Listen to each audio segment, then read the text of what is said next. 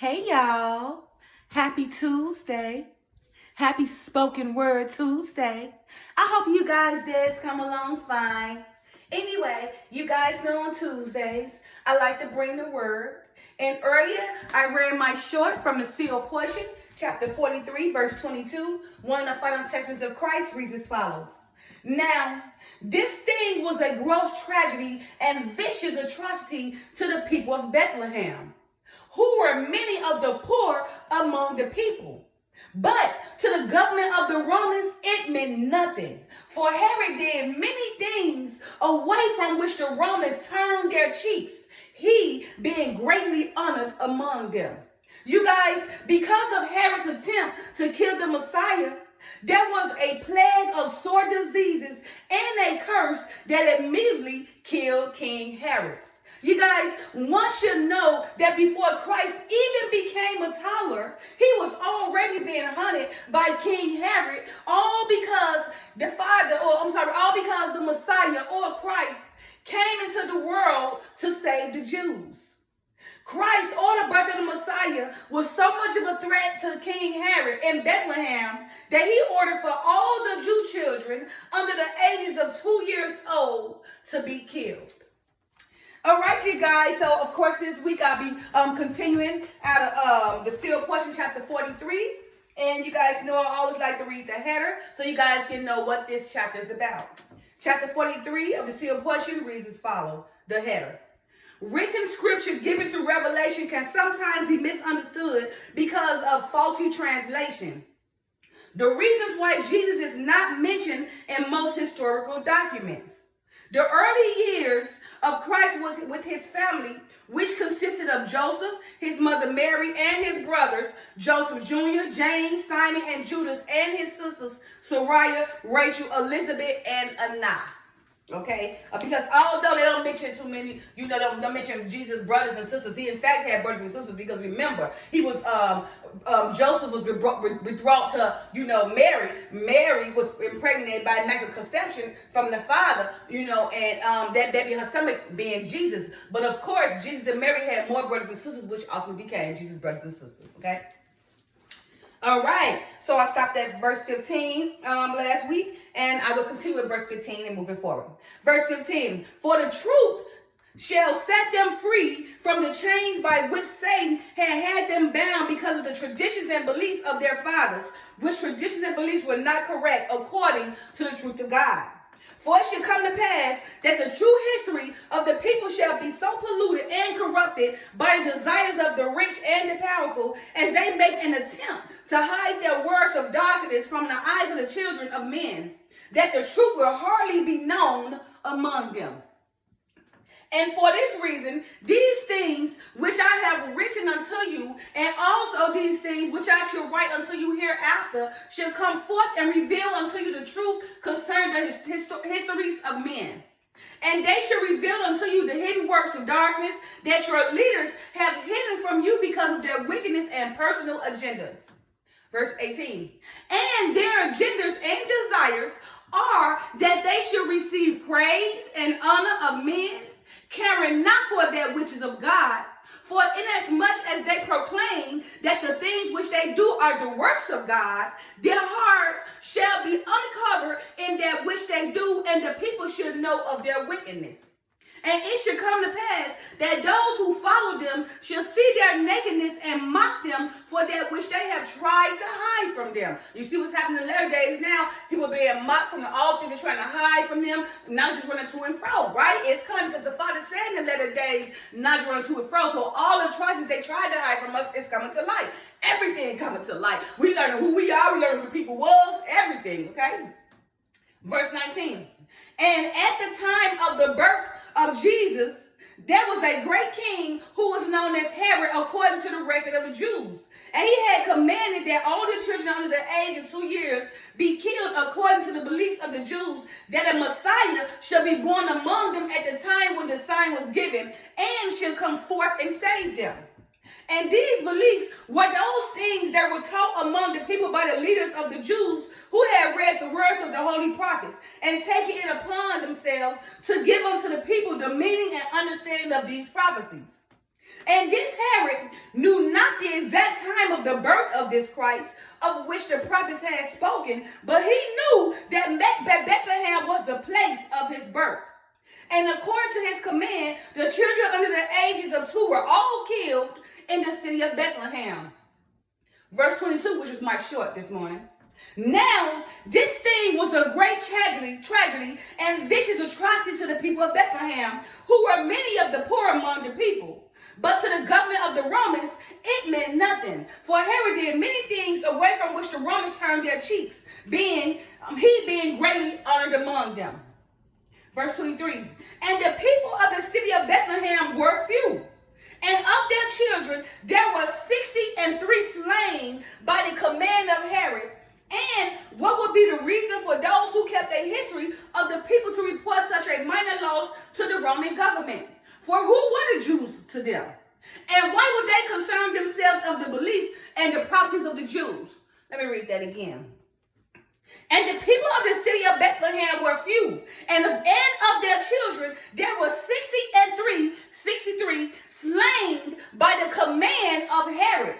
And what would be the reason for those who kept a history of the people to report such a minor loss to the Roman government? For who were the Jews to the Romans, right? Who were the Jews to them? And why would they concern themselves of the beliefs and prophecies of the Jews? Just right now today, they all concerned about the prophecies, and everything, and the beliefs of the Jews. It's still happening today. Christ became executed for it. Verse 24, but King Herod was a superstitious king who had his own priests and counselors who informed him of all things among the people. And when the prophecy of the birth of a Messiah was shown unto him, he commanded that the prophesied city be placed under the executive order. Even that by his command were all the infants of this city killed. And this also according to the prophecies of the holy prophets, right? It is written, right? Throughout the Bible, everything is written. We know this, right?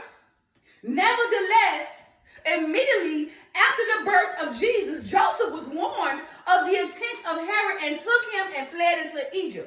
And immediately after these things, even immediately after he had given his executive order, a sore disease came upon Herod, and he died a terrible death, having been cursed by the Lord because of his great wickedness. See, trying to kill the Messiah when he was born. He ain't became a toddler yet, and he already a threat to nations. Wow. He's still a threat to nations, and he ain't even came back yet. He invisible. Oh, wow. Verse 26. And now this thing had been a cause of contention among those of you in the latter days, even among those of you who claim that because the histories of the Romans and the Jews do not include these atrocities committed against the Jews by Herod, that they did not occur. So they say they don't occur because they don't see them, right? Because Herod hid it, right? But it's coming to light now, right? But I say unto you, ye have only one record, and that record had been written according as I have explained it unto you. And do you think that the leaders among the people of the Jews and the Romans would include any account of a man who caused a rift and a division among them? Yeah, even one who others testified of as being the Son of God. For the Jews did not accept Jesus as the Messiah who should save them. And if they did not accept him as the Messiah of whom had been prophesied by all the holy prophets who had written concerning the coming of Messiah, then why would ye think that their scribe and their historians will count him worthy of their attention? And the Romans thought nothing of Jesus and the religion of the Jews. Therefore, why do you think that they would have caused an account of him to be written? If they cared, let me say that again. For the Jews did not accept Jesus as the Messiah who should save them, and if they did not accept him as the Messiah of whom had written concerning the coming of the Messiah, then why do you think that their scribes and their historians would count him worthy of their attention? And the Romans thought nothing of Jesus and the religion of the Jews. Therefore, why do you think that they would have caused an account of him to be written? And for these reasons, which I have given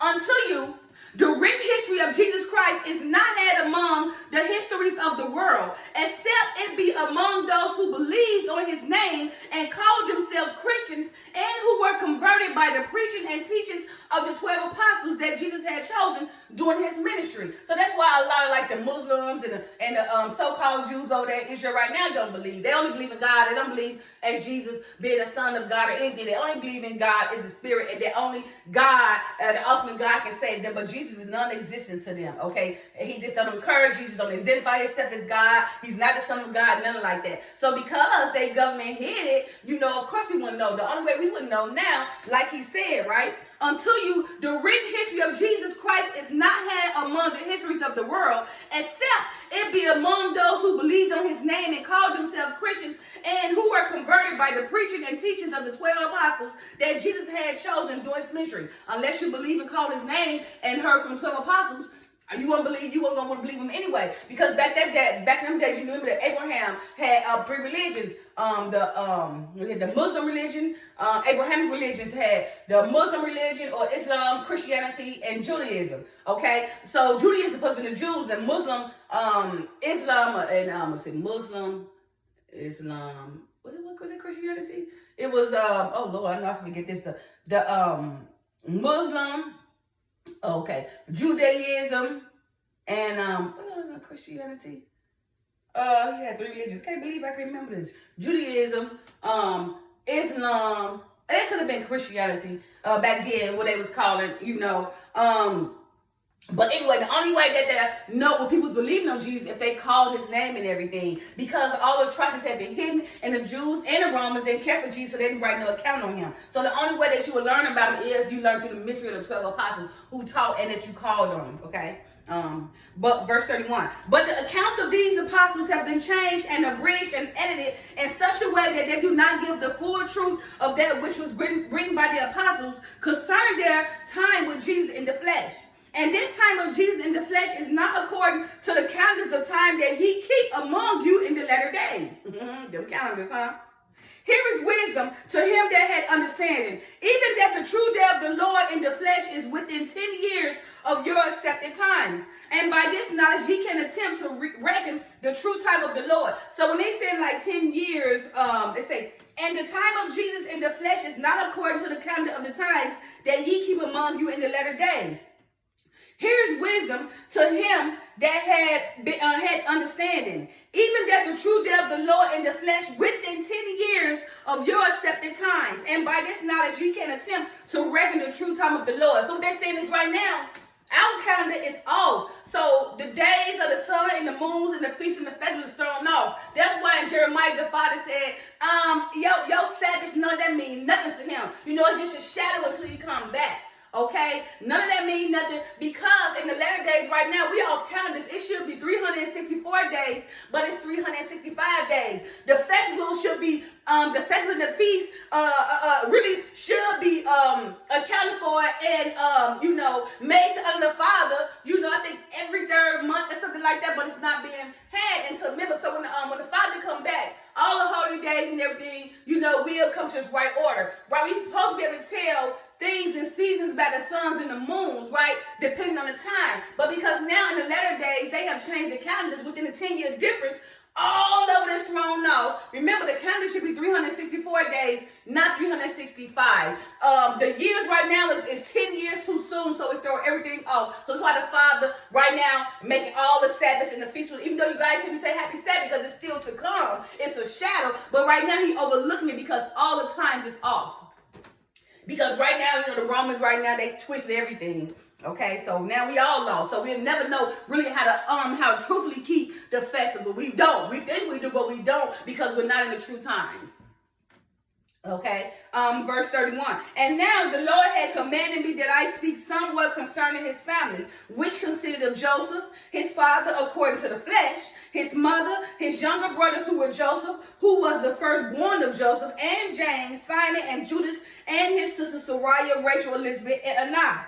And these dwelt in the land of Nazareth. Joseph and Mary having traveled out of Egypt to inherit the land of their fathers, when the Lord had commanded them by the Spirit.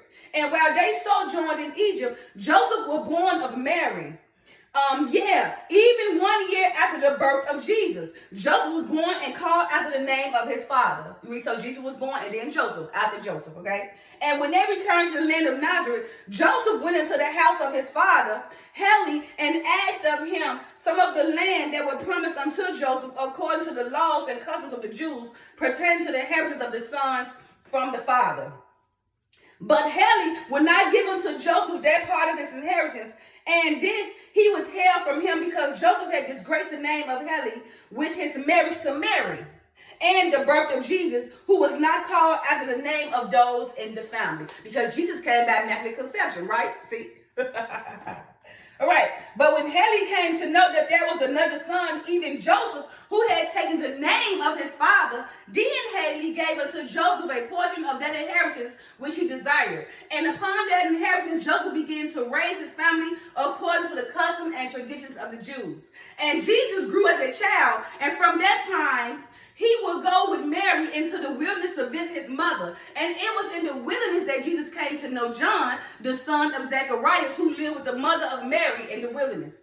And when Jesus would visit his grandmother as a child, she would hold him tenderly and weep upon him, for she truly knew who he was and for what purpose he had been born into the world. I'm going to stop right there, you guys, and I'm going to continue, but I'm going to read these last two verses right. Hear it out. Verse 38. And Jesus grew as a child, and from the time he would go with Mary into the wilderness to visit her mother, okay? And it was in the wilderness that Jesus came to know John, the son of Zacharias, who lived with the mother of Mary in the wilderness, okay? This is my Mary's mother, who was the Messiah grandmother.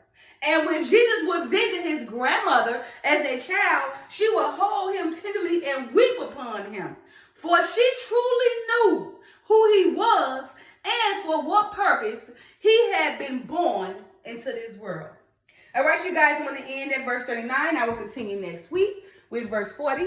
All right, happy Tuesday, you guys. Love you guys. Happy Spoken Word Tuesday. And I really hope you guys learning something and changing, okay? Because I'm not doing this just in vain. I'm doing this, right, to open you guys up. Remember, to learn the knowledge and become wise so you can change, be awakened, and do your part for the Father through Christ. Bye. Love y'all.